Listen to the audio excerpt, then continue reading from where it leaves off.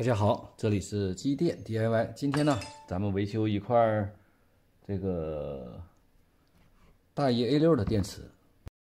下面呢，我们拆开这个外壳，取出里面的电池组，揭掉这个贴纸，